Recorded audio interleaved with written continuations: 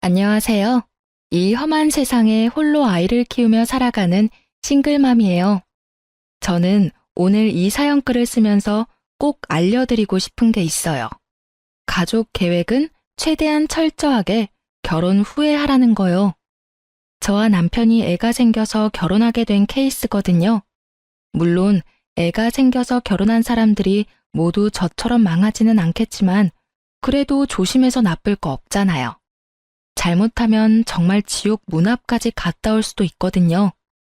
저와 남편은 20대 초반에 만나서 예상하지 못한 아이를 임신해서 결혼까지 하게 됐어요. 그때는 저도 어렸고 아이가 그렇게 쉽게 생길 줄 몰랐죠. 남편은 얼굴도 잘생겼고 옷도 잘 입는 사람이었어요.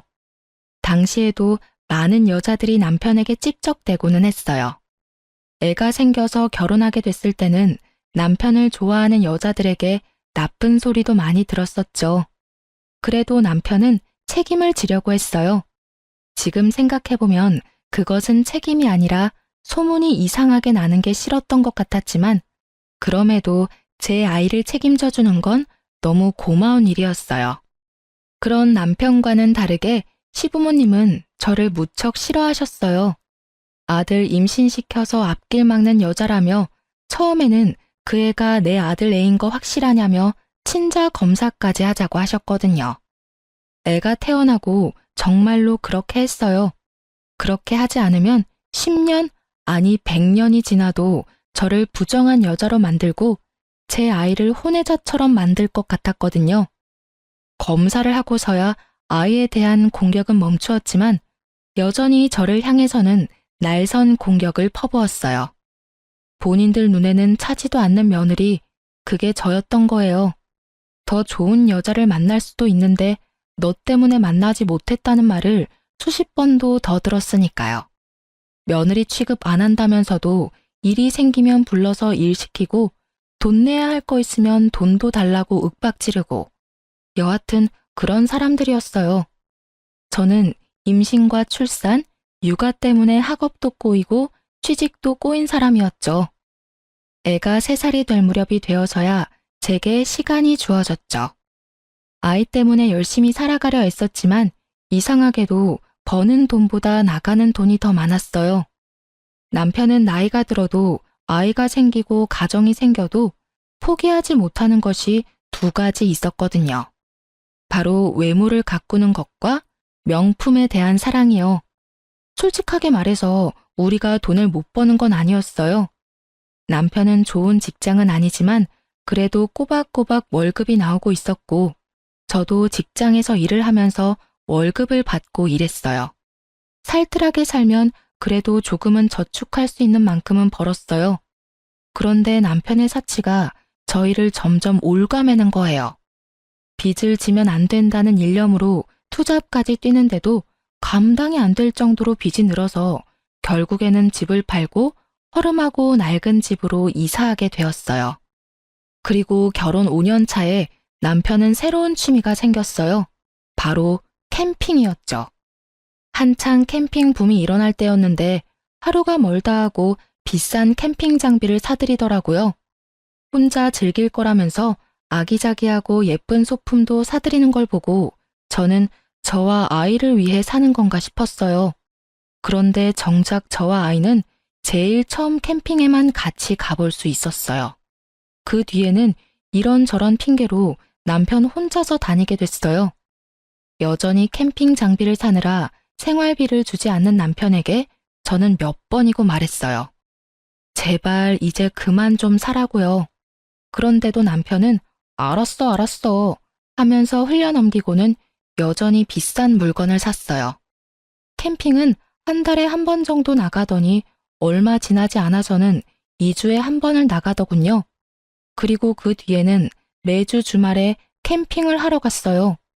사실 이상하다는 생각은 안 했어요. 힘드니 혼자 있는 시간을 갖고 싶다는 남편에게 더 이상 캠핑 장비를 사지 않는 것을 조건으로 보내준 거였거든요. 사건이 터진 건 캠핑을 다니게 된 지 5달째 되던 날의 평일이었어요.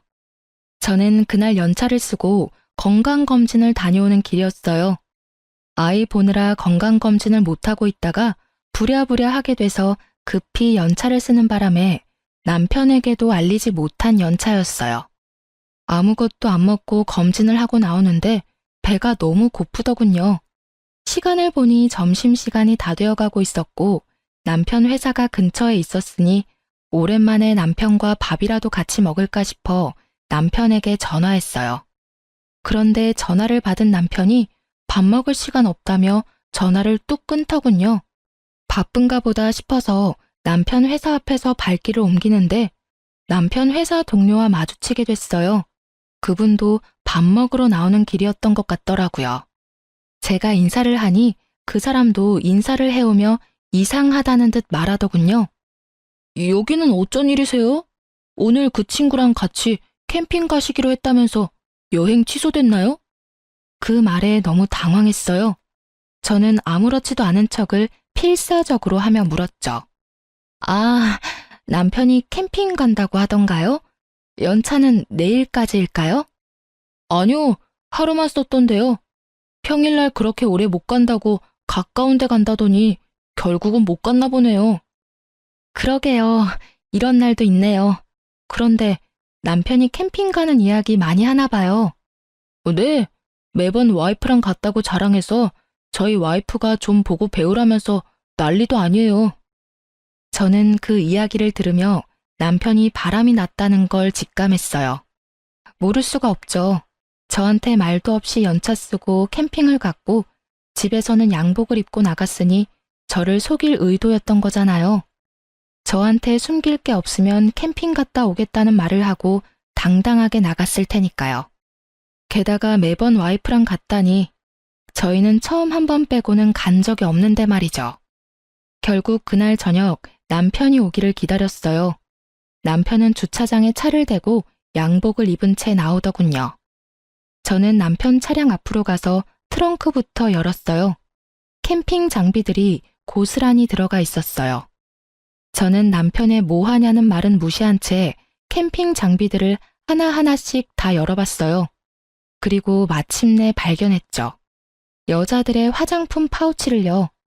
5달 동안 몰래 만나다 보니 안 걸릴 거라 생각했는지 아니면 귀찮아서 그냥 가져갈 생각이 없었는지 그게 그 자리에 떡하니 있더군요. 제가 그걸 들며 남편에게 말했어요. 이거 뭐야? 어떤 년이랑 바람이 나서 평일에 연차까지 쓰고 만나. 남편이 잠시 당황하더니 누나를 굴리더군요. 이번에 친구 부부가 왔었는데 친구 부부네 와이프가 쓰던 거야. 여기에 들어가 있을 줄 몰랐네. 거짓말 그만해. 친구 부부랑 캠핑을 갈 거면 캠핑 간다고 말하면 되지. 나한테는 일하러 가는 것처럼 양복 입고 가놓고 연차 쓰고 캠핑을 가? 그리고 돌아올 때도 봐. 당신 양복으로 갈아입고 나왔네? 나 속이려고 그런 거 모를 줄 알아? 내가 바보야? 등신이야? 언제부터 만났어? 어떤 년이냐고. 진정해. 여기서 이럴 게 아니라 들어가서 이야기하자. 여기서 끝내고 가. 집에 들어가서 애 있는 앞에서 너희 아버지 바람났다 하고 이야기하면 애가 좋아서 박수치겠다. 그치? 애한테 무슨 상처 주려고 집안에서 이야기하재? 정신이 나갔지? 여자랑 바람나니까 애도 와이프도 눈에 뵈지도 않지? 그런 거 아니야. 진정 좀 하라니까. 내가 바람핀 증거가 없잖아. 증거가 왜 없어? 너 캠핑 갈 때마다 와이프 데리고 간다고 했다면서. 내가 너하고 캠핑 딱 한 번 해봤어, 이 나쁜 새끼야. 그 비싼 캠핑 장비 여자 만나려고 샀어? 누구는 생활비 쪼들려서 투잡 뛰는데 누구는 생활비 아껴서 여자 만날 때 쓸 장비 사고 있고 내가 속이 터지겠어, 안 터지겠어? 한바탕 속에 있는 말을 다 토해내고 나니 남편 놈은 얼굴을 굳히고 당분간 따로 있자고 하더군요. 그러면서 자기는 시댁으로 가겠다고 하더라고요. 저는 지금 가면 용서 못한다고 말했어요. 그랬더니 마음대로 하라며 시댁으로 가버리더군요. 그런데 시댁에서 남편이 시댁으로 들어오니 놀란 것 같더라고요. 저한테 전화 와서 하늘 같은 남편을 왜 쫓아냈냐고 난리를 피웠어요. 너 눈에 뵈는 게 없어? 누가 하늘 같은 남편을 시댁으로 쫓아내? 네가 이럴 자격이나 있니? 애 하나 가진 걸로 우리 집에 들어와 눌러붙은 너한테 우리 아들 함부로 대할 자격 없어. 어디서 저런 모자란 게 들어와서 아이고 내 팔자야. 저도 이번만은 참을 수 없었죠. 네, 그 하늘 같은 남편이 다른 년이랑 바람을 5달 동안 피우고 오늘 저한테 거짓말 하다가 들켰거든요.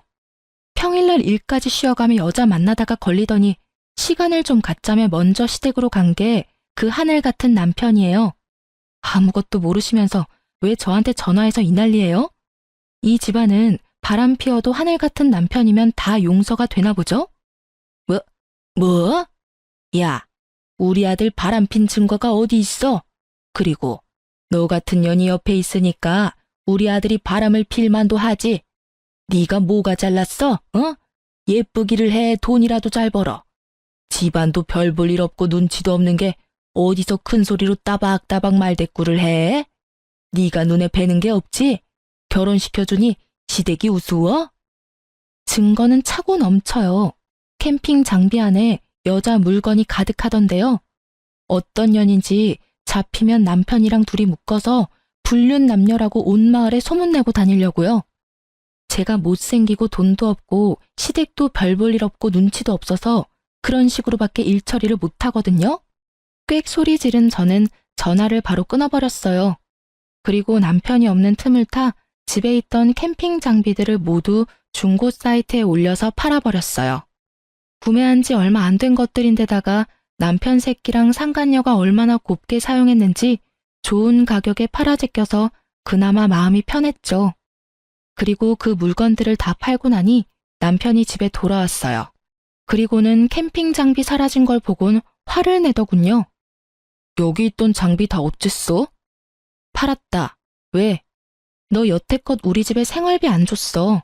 다 팔아도 그 생활비 반도 안 나오더라. 당신이 안 준 생활비라고 생각하면 안 아까울 거야.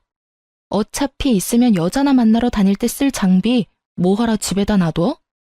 그게 다 얼만데 그렇게 후려쳐서 받았어. 아무리 화가 나도 이건 아니지. 뭐가 아닌데? 아닌 건 네가 저지른 불륜이지. 앞으로 캠핑 장비 사들이기만 해봐. 네가 또 바람 피우는 거라 생각하고 내가 손수 오는 족족 다 분지르고 태워버릴 거니까. 알았어. 앞으로 안 사면 되잖아. 그리고 그 여자랑 다 정리했으니까 이제 그만해. 뭘 그만해. 지금 여기서 그만하자고 말할 수 있는 사람은 나야 당신이 아니라. 왜 네가 여기서 뭐가 되는 것처럼 구는데? 그냥 이참에 헤어질까? 나도 이렇게 구질구질하게 사는 거 질렸어. 나도 내 새끼랑 느긋하게 카페도 다니고 여행도 다니고 저녁에 같이 뒹굴면서 살고 싶어. 돈 없어서 매번 저녁마다 투잡 뛰러 나가는 마누라 놔두고 개집질을 하는 남편을 보고 어떻게 열이 안 받고 화가 안 나? 너라면 화 안 나겠냐? 알았어. 내가 미안해. 사과할게. 더 이상 여자 안 만날 거고 오로지 우리 가정에 충실하고 딸하고 당신한테 잘할게. 그럼 됐지? 갑자기 이렇게 사과하고 다 끝내자고? 어이가 없어서. 당신은 뭐가 그렇게 당당해? 당신 미안하다 그러면 내가 아이고 그래요 괜찮아 하고 말할 줄 알았어? 사과는 내가 원할 때 받아줄 거야. 그 전까지는 나한테 사과하지 마. 저는 여전히 화가 풀리지 않았고 오히려 의심만 더 들었죠. 남편 놈이 왜 여자랑 이렇게 바로 헤어졌을까 싶었거든요. 이때는 그런 생각이었어요. 그 여자랑은 재미만 보고 싶었던 건가? 하고요. 남자들이 바람나면 마누라한테 다시 돌아오는 경우가 많으니 그런 거라고 생각하긴 했는데 너무 급작스럽게 3일 만에 모든 게 끝나 있었잖아요. 그럴 거면 남편이 그렇게 공들여 만났을까 싶기도 하고. 그래서 나중에 뒤를 캐봤는데 정말로 만나는 사람이 없더라고요. 정말로 남편이 마음을 고쳐먹었다고 생각하기로 했어요. 그때부터는 저와 아이에게 눈에 띄게 잘해줬거든요. 아이가 좋아하니 저도 용서할 마음이 들었어요. 그런데 그것도 오래 가지는 않았어요. 여자 문제가 또 터졌거든요. 첫 외도 문제로부터 1년이 지났을 때 남편의 태도가 점점 바뀌고 있었어요. 쎄하다는 느낌 아시죠? 뭔가 눈에 띄게 변한 건 아닌데 가끔씩 저와 아이를 방치하는 느낌이 들거나 냉정하게 끊어내는 느낌이 들었어요. 처음에는 그냥 직장에서 기분 나쁜 일이 있었나 보다 싶었는데 그게 아니더라고요. 점점 더 그게 심해지면서 이혼 직전에는 완전 남처럼 대했거든요. 무슨 일인지 물어보려고 운이라도 떼면 말도 섞고 싶지 않다는 표정으로 밖으로 나가버리니 대화를 할 수도 없었어요. 그리고 그 뒤로 몇 번의 대화를 시도한 끝에서야 남편이 왜 그러는지 알게 됐어요. 요새 왜 이렇게 날카롭게 굴어? 내가 뭐라도 알아야 신경을 쓰지. 애한테도 그렇게 차갑게 대하고. 대체 무슨 일인데? 나한테 화난 거라도 있어? 아, 이제 그만하자. 나 당신이랑 계속 만나고 싶은 마음 없어. 사랑하는 사람이 생겼거든. 이제부터는 그 사람한테만 집중하고 싶어. 뭐? 사랑? 당신 미쳤어? 당신 유부남이야. 애 딸린 유부남. 그런데 무슨 사랑이야? 그거 사랑 아니고 불륜이거든?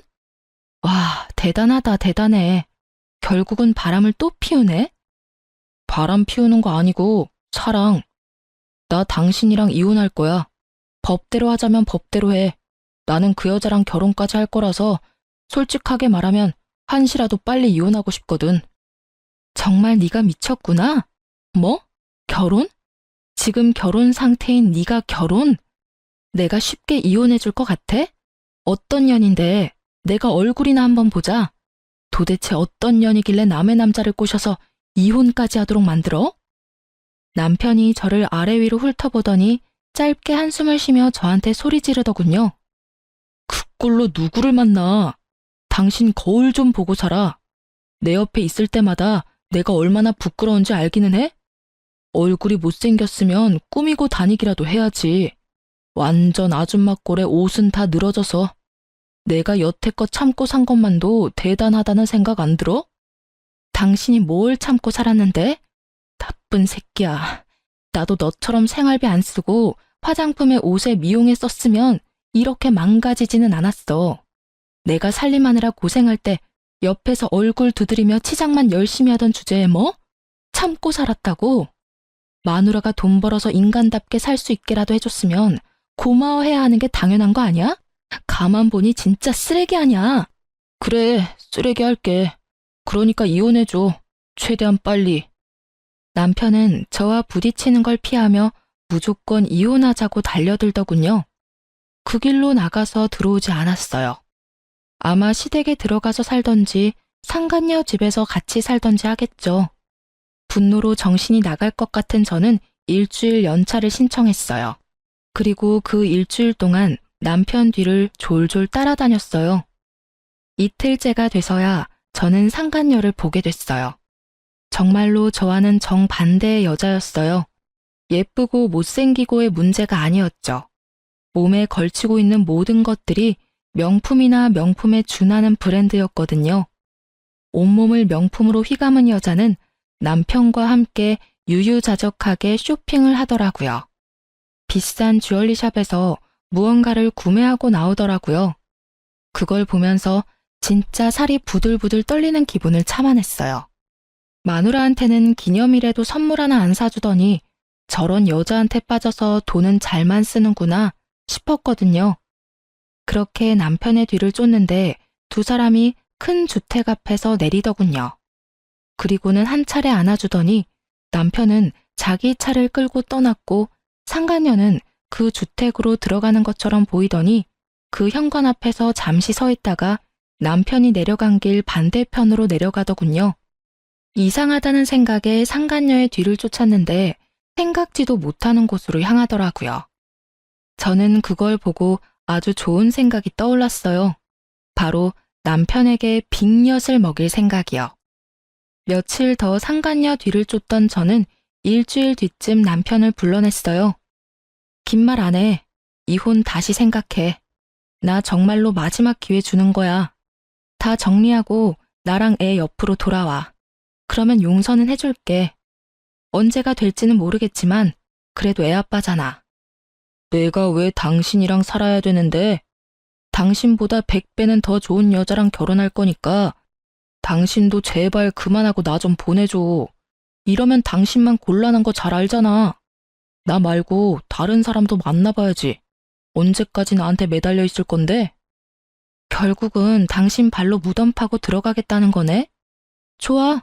나도 나 싫다는 남자 붙잡고 살 정도로 뻔뻔하고 멍청한 여자는 아니니까. 그럼 나도 내 조건 들어주면 바로 이혼해 줄게. 애 친권, 양육권 나한테 주고 매달 양육비 보내. 그리고 지금 살고 있는 집도 나한테 줘. 어차피 돈도 얼마 안 되는데 그걸로 위자료 하면 되겠네. 그거면 돼? 고작 그거 받겠다고 여태까지 그 난리 친 거야? 미리 말했으면 내가 알아서 챙겨줬을 텐데 뭘 그렇게 바락바락 악을 써. 애는 당신이 데려가. 어차피 그 여자는 애 필요 없대. 그리고 집도 당신이 가져가. 지금 당장 이혼 서류 내 앞에서 작성하면 나도 지금 당장 명의 변경해줄게. 그럼 됐지? 정말로 큰 소리치며 남편이 인심 후한 사람처럼 말하더군요. 이 거래가 얼마나 중요한 건지도 모르고 말이죠. 저는 속으로 웃으며 미리 준비해뒀던 이혼 서류를 건넸어요. 그러자 남편이 씩 웃더군요. 다 자기가 그린 대로 일이 흘러간다고 생각하고 지은 웃음이었겠지만 저는 알고 있었어요. 저 웃음이 오래가지 못할 거라는 걸요. 그렇게 저는 집을 받았고 아이를 데려올 수 있게 됐어요. 명의 이전해주고 남편은 시댁으로 갔고요. 제가 남편에게 기분이 안 좋으니 이혼 결정될 때까지 떨어져 지내자고 했고 남편이 흔쾌히 나가준 거였죠. 그렇게 남편이 시댁에 돌아간 지 며칠 만에 시댁에서 전화가 왔어요. 잠깐 시댁에 오라고 하더군요. 무슨 일인가 싶어서 갔더니 시댁에서 봉투를 하나 건넸어요. 두둑한 걸 보니 돈이 꽤 많이 들어가 있었죠. 이게 뭐죠? 뭐겠어? 위자료야, 위자료. 이거 먹고 우리 아들한테서 더 이상 질척대지 말고 깔끔하게 떨어져. 그리고 어디 가서 우리 아들 전처라고 말하고 다니지도 말고. 어기면 정신적 피해 보상으로 위자료 3천만 원 요구할 거야. 요컨대 입막음용 값이었던 거죠. 참으로 대단한 분들이었어요. 아들을 위해 뭐든 다 할 수 있는 분들이죠. 잘못한 자식 새끼에 대한 사랑을 이런 방식으로만 할 수 있는 사람들을 보니 머리가 어지랬죠. 하지만 저는 그걸 거부할 이유가 없었어요. 제가 그걸 집어들자 시모가 종이를 한 장 들이밀더군요. 각서다. 우리 아들 봐도 아는 척 하지 말고 애가 우리 아들 애라고 찾아오지도 말고 어디 가서 우리 아들 전처라고 말하지 말라는 내용이야. 알아들었으면 각서에 지장 찍어. 저는 그것을 읽고는 한마디를 꺼냈어요. 죄송한데 여기 몇 가지 더 추가해도 될까요? 내용 듣고 결정하마. 이혼하고 나면 번복은 할 수 없다. 이 항목이랑 양육비는 꼭 줘야 한다. 아이에게 접근하지 않는다. 이 세 가지도 넣어주세요. 뭐든 꼼꼼하게 하는 편이 좋은 법이죠. 어차피 애는 필요 없다면서요? 그러면 이렇게 써야 하고 양육비는 이혼해서 제가 친권과 양육권을 가져간 이상 지불해야 하는 거니까 어쩔 수 없어요. 안 줄 때를 저도 대비해야 하니까요. 시모가 잠시 생각하더니 별로 해가 될 게 없는 내용이다 싶었는지 알겠다며 도장을 찍더군요. 그걸 보고 저도 지장을 찍었어요. 이제야 속이 시원하네. 여태껏 며느리라고 하나 있는 게 아주 모자라서 속을 썩이더니 마지막에는 그래도 기분 좋은 일 하나 해줬구나. 너는 우리 집이랑 안 맞았던 거야. 너한테 잘 맞는 남자가 어디 있을지도 모르니 잘 살펴보며 지내라. 하긴 우리 아들보다 더 대단한 남자는 못 만나겠지만 말이다. 네가 무슨 수로 우리 아들 같은 남자를 만나겠니? 그러게요. 저도 속이 다 시원하네요. 어디서 복덩이 같은 여자가 굴러와서 여자나 밝히는 새끼 뒤치다거리 해준다고 하다니. 2천만 원은 제가 여태껏 이 집에서 받은 정신적 피해에 대한 보상이라고 생각할게요. 그러니까 저도 고맙다는 말은 안 할 거고 어르신들도 생색내지 마세요. 그 돈만큼 사람 괴롭힌 거는 맞는 말이잖아요. 저도 이제야 이 집안에서 벗어날 수 있어서 정말 다행이라고 생각해요.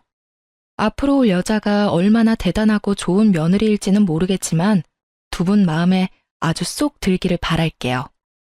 저 같은 여자보다는 명품으로 온 몸을 휘감고 다니는 여자가 이 집 사람들하고 딱 맞는 것처럼 보이니까요.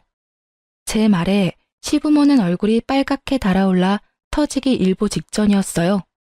새파랗게 어린 여자한테 모욕적인 언사를 들으니 화가 났던 거겠지만 저야말로 이 모욕을 던질 수 있는 유일한 사람이기도 했죠.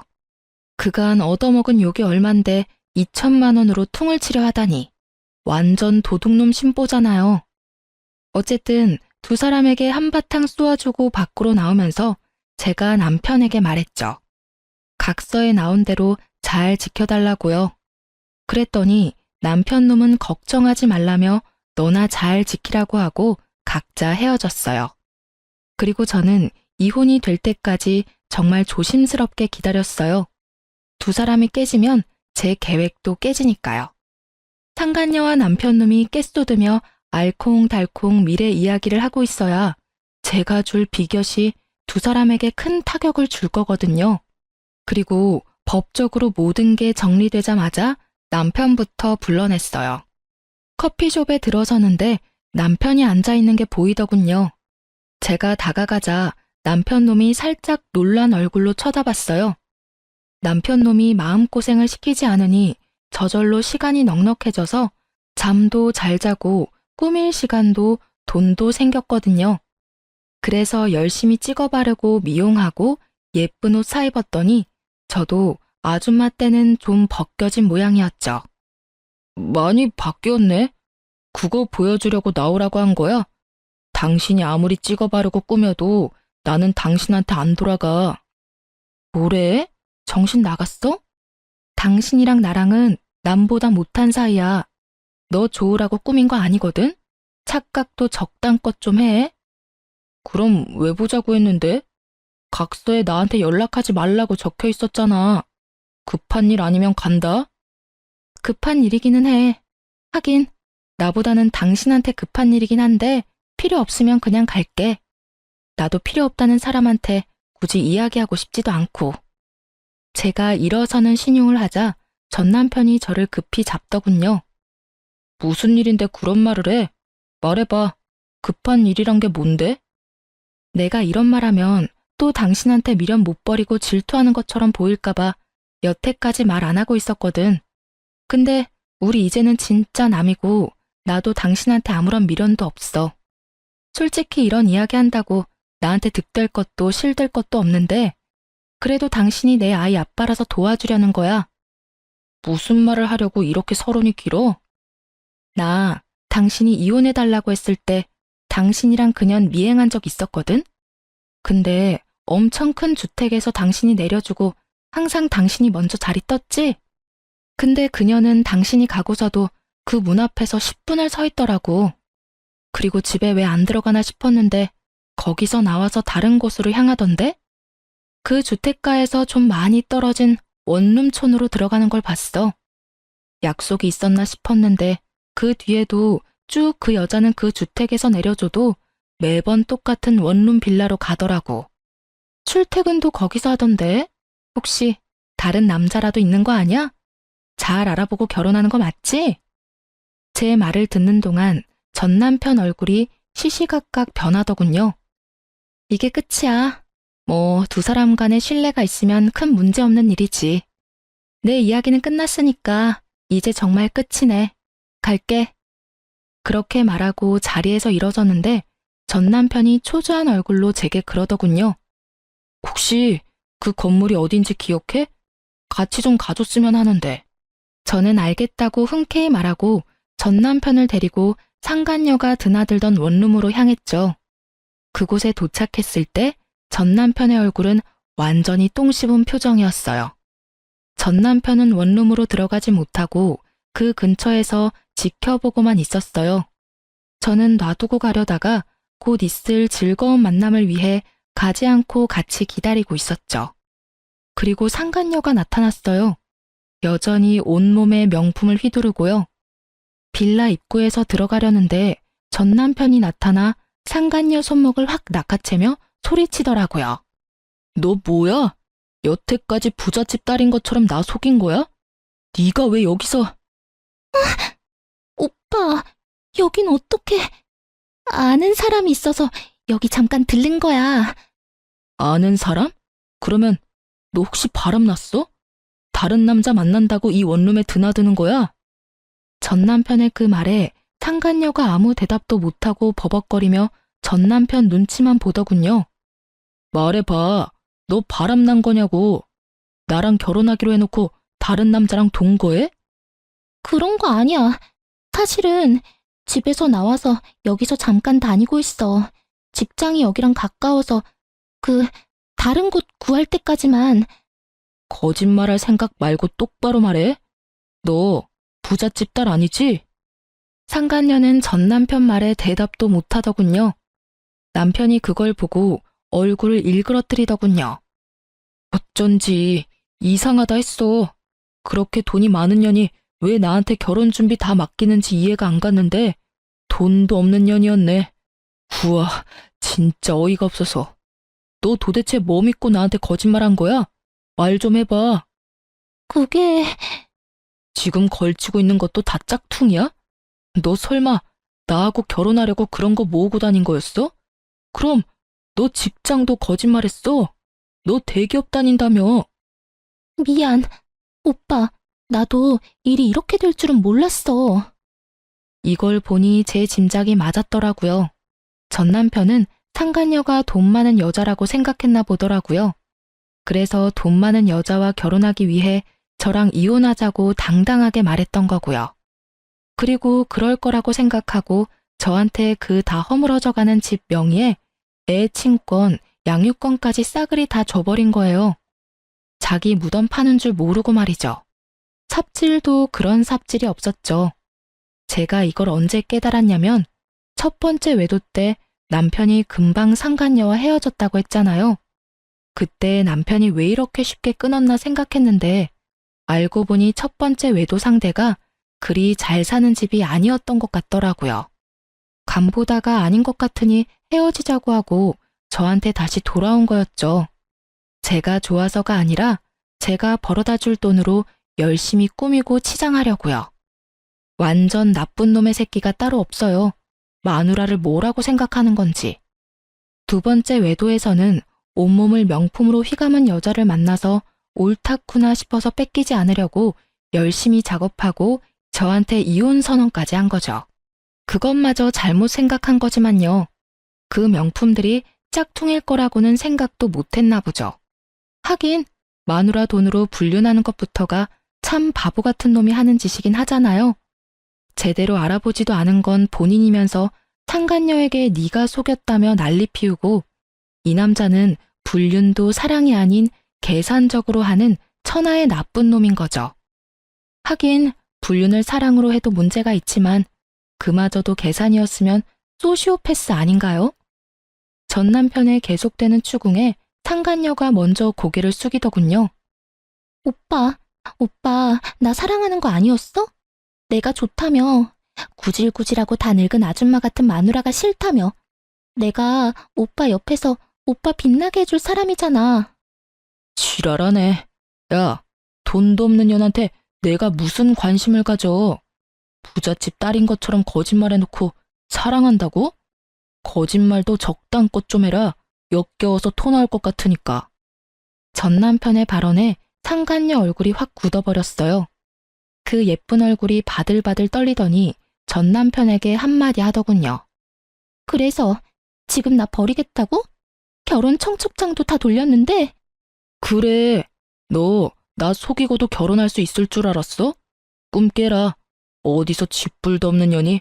야, 내가 쓴 돈 다 내놔. 결혼식 취소 비용 다 내놓으라고. 오빠 돈 많다며? 그 정도도 처리 못해줘? 설마 오빠 돈 없어? 하긴 이상하긴 했어. 마누라가 워낙 없이 살았잖아. 여태까지 마누라한테 돈 벌게 시키고 그 돈 갈취해서 그 비싼 물건들 사들인 거야? 미친놈. 결혼 안 하는 게 천만다행이네. 너 같은 놈한테 잘못 걸렸으면 당신 전처처럼 이혼할 때까지 돈 갖다 바치느라 일하다 늙어 죽었을 테니까. 결국은 전 남편도 상간녀와 똑같았던 거죠.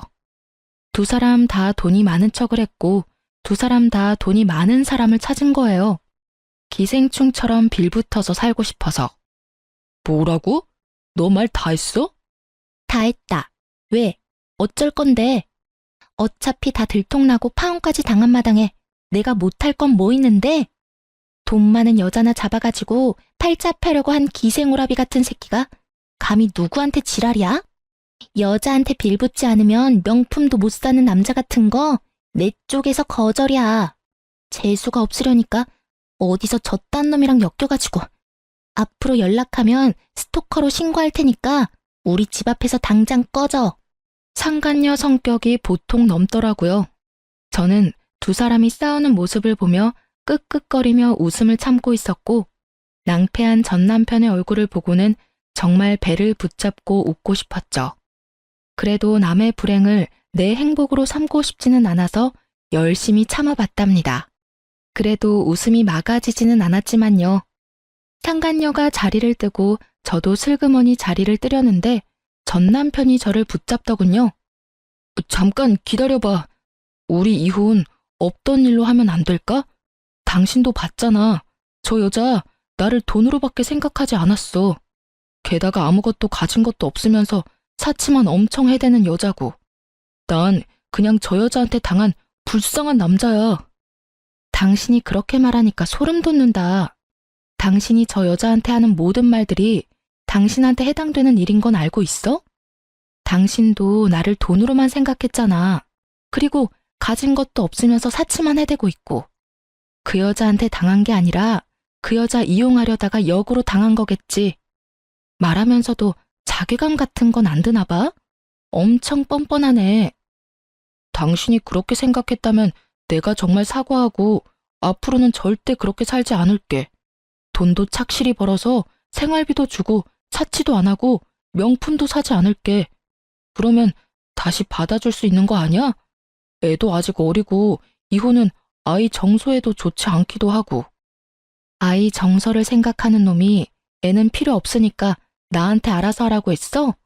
정신 나간 놈 아냐? 당신이 하는 모든 말들이 거짓말로 들려서 결혼은 다시 못 해줘.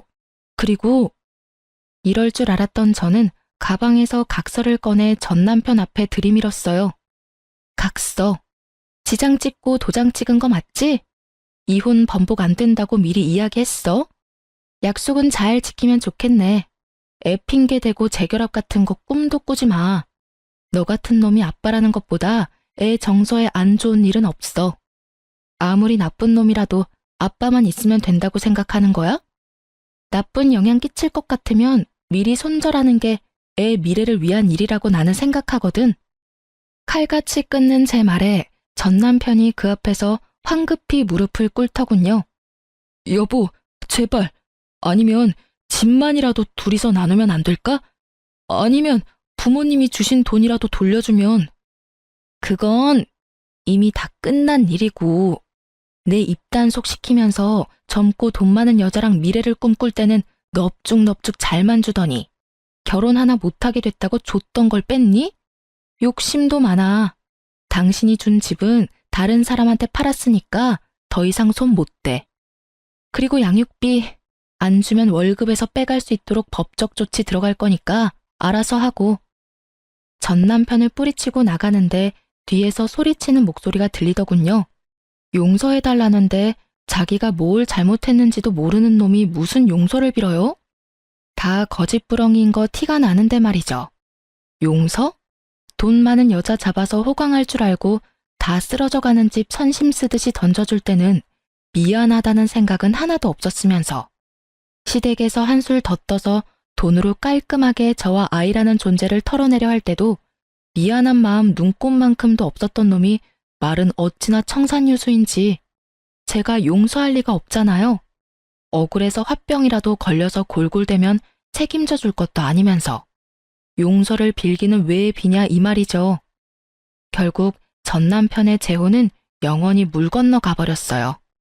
상간녀가 직접 전 남편 직장에도 소문을 다 낸 데다가 이번 일로 첫 번째 외도까지 들통나 버렸죠. 그때 저와 대화했던 그 직장 동료가 회사의 이야기를 다 퍼뜨린 모양이더라고요. 저와 대화할 때 제 모습이 이상했다는 걸 알아챈 것 같더라고요.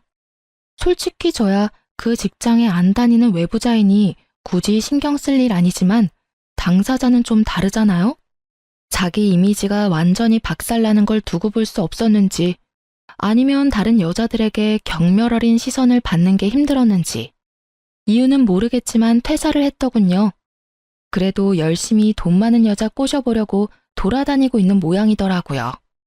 허세 가득한 SNS는 그대로였으니까요. 그렇지만 잘 될 리가 있나요? 집도 없이 시댁에 얹혀 사는 외도를 이유로 이혼하고 외도 상대와도 파혼한 남자가 잘 되는 게 더 이상하죠. 그리고 그렇게 전 남편의 새로운 시작을 응원했던 시댁에서도 1년이 다 지나고 저에게 연락을 해왔어요. 애미냐? 긴 말 안 하겠다. 애 데리고 다시 돌아와라. 기회는 2번 안 준다. 그러니까 적당히 하고 다시 와. 무슨 소리 하시는 건지 모르겠네요. 뜬금없이 전화하셔서 애미라니. 죄송하지만 저희 이제 법적으로 남남이에요. 아니지, 남보다 더 못한 사이죠. 그런데 왜 제가 돌아가요? 그리고 사람을 우습게 보시는 모양인데 기회는 그쪽에서 주는 게 아니라 제가 줘야 하는 거죠. 저는 줄 생각도 없긴 하지만 기분은 무척 상하네요. 저는 아직도 어른께서 직접 작성해서 주신 각서 잘 간직하고 있으니까 그 각서대로 행해 주셨으면 좋겠네요. 우리 아들이 저렇게 됐다 해도 너보다 잘난 건 사실이야. 그리고 넌 싱글맘으로 사는 게 얼마나 힘든지 모르지? 그거 아무나 못해. 너 같은 애가 할 수 있는 일이 아니니 얼른 이 집에 돌아와. 걱정 안 해주셔도 열심히 힘들어하고 있어요. 친정에서도 많이 도와주니까 괜찮고요. 저한테 신경 쓰지 말고 아드님한테나 신경 써주세요. 아참, 양육비는 밀리지 말고 꼬박꼬박 보내주라고 전해주세요. 각서 기억하시죠? 어기면 위자료 3천만 원이에요. 어차피 지장에 인감까지 찍었으니 어기지는 않겠지만 걱정은 좀 되네요. 전화와서 오라고 하는 거 보니 그 사람 발등에 불 떨어진 모양 같기도 하고. 어쨌든 저는 더 이상 엮일 생각 없으니까 알아서 좋은 며느리 만들어주세요. 예쁘지도 않고 돈도 없고 처가도 별 볼 일 없고 눈치까지 없는 며느리 뭐하러 다시 맞이하려 그래요? 집도 없고 여전히 어른이랑 같이 살면서 이혼과 파혼을 한 번씩 한 아들인데 그에 걸맞는 며느리 찾아주시면 되죠. 그럼 이만 전화 끊을게요. 다시 전화하지 마세요. 기분이 더러워져서 안 되겠네요. 그 말을 끝으로 전화를 끊어버렸어요. 아, 싸가지 없는 말을 하고 나니 얼마나 속이 시원하던지. 오해하지 마세요. 저는 예의범절을 잘 지키는 착한 어른이랍니다. 다만 제 심장에 비수 박아서 비틀어 짜는 사람들에게까지 예의범절 지켜줄 필요 없잖아요. 이렇게 저와 그쪽 집안과의 악연은 끝을 맺었어요. 정말 길고도 질긴 악연이었죠. 아이를 갖지 않았다면 이런 일도 겪지 않았겠지만 아이가 생기지 않았다면 이런 일도 견뎌낼 수 없었겠죠. 그 아이는 지금도 무럭무럭 잘 자라고 있어요. 언젠가 아이가 아빠에 대해 궁금해하면 차분하고 진지하고 교육적인 말로 이야기해 주려고 미리 사연글을 쓰면서 정리해봤네요. 여전히 떠올리면 욕이 나올 것 같은 날들이었지만 마지막에 선사한 엿 덕분에 조금이나마 맺힌 돌덩이가 사라진 기분이에요. 그리고 글 읽는 분들께서도 조금은 시원한 기분 느끼셨으면 좋겠네요. 그럼 저는 이만 들어가 보겠습니다. 모두 행복한 하루 보내세요.